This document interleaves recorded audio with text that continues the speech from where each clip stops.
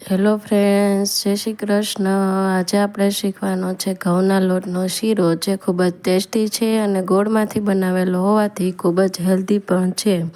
તો આ શીરો બનાવવા માટે આપણે કઈ કઈ વસ્તુ લેવાની છે, કેટલા માપમાં લેવાની છે અને કેટલો સમય માટે શેકવાની છે, સંપૂર્ણ માહિતી આપણે આ વિડીયોમાં જોવાની છે. તો છેલ્લે સુધી આ વિડીયો જોશો.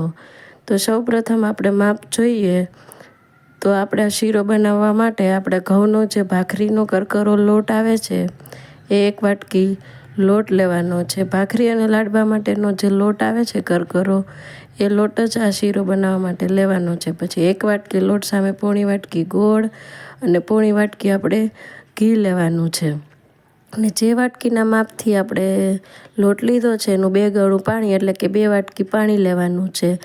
પછી આપણે એક તપેલી લેશું, જેમાં આપણે 2 વાટકી પાણી નાખીશું અને પોણી વાટકી જે ગોળ લીધો છે એ ઉમેરીશું. જો તમે વધારે ગળ્યું ખાતા હોય તો પોણી વાટકી ગોળની જગ્યાએ તમે 1 વાટકી પણ ગોળ લઈ શકો છો, પરંતુ તેનાથી થોડોક વધારે ગળ્યો થાય છે.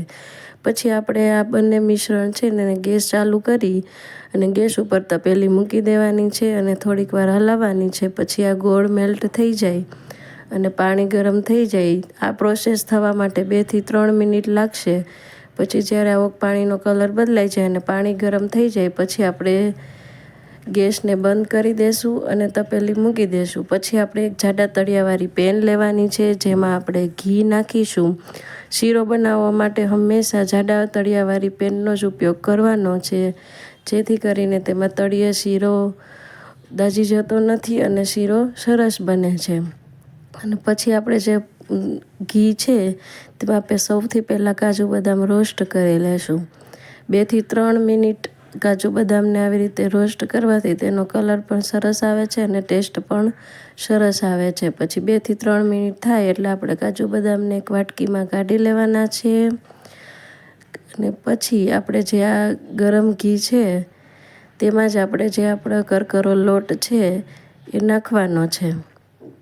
લોટ નાખી અને સારી રીતે હલાવી અને મિક્સ કરવાનો છે. આ સમયે આપણા ગેસની ફ્લેમ છે જે મીડિયમ જ રાખવાની છે. મીડિયમ ટુ લો પર જ આપણે આ ઘીમાં લોટ શેકવાનો છે.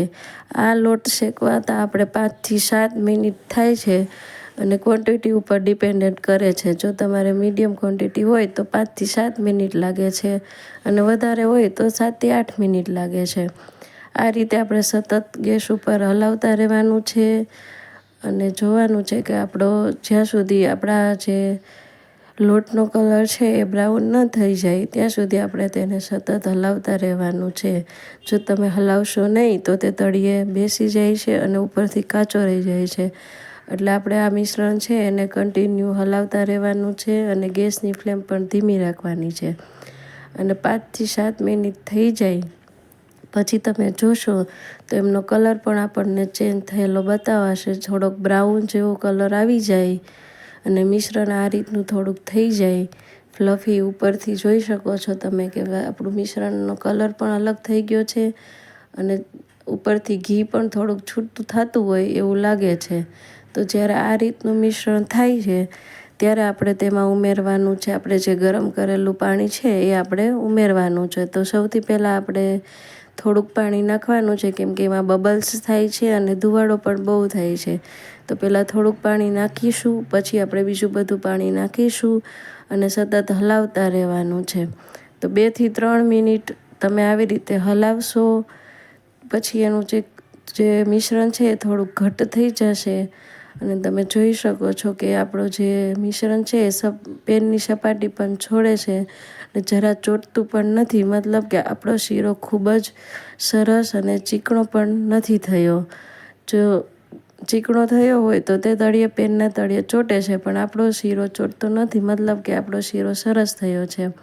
અને એમાં કાજુ બદામ ઉમેરીશું અને થોડીક વાર માટે હલાવીશું અને આ સમયે આપણે જોશું તો શીરામાંથી જે ઘી છે એ છૂટું પડે છે સાઈડમાંથી અને એકદમ સરસ શીરો તૈયાર થયો છે.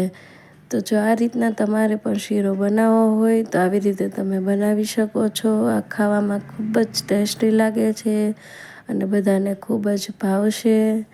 આ રીતના માપ અને આ રીતના જો આ રીતે શેકશો તમે તો તે સરસ બનશે. જો તમને બધાને મારી રેસીપી ગમી હોય તો કમેન્ટ સેક્શનમાં જરૂરથી બતાવજો, અને તમે બનાવો તો શીરો કેવો બન્યો છે તેની પણ માહિતી આપજો.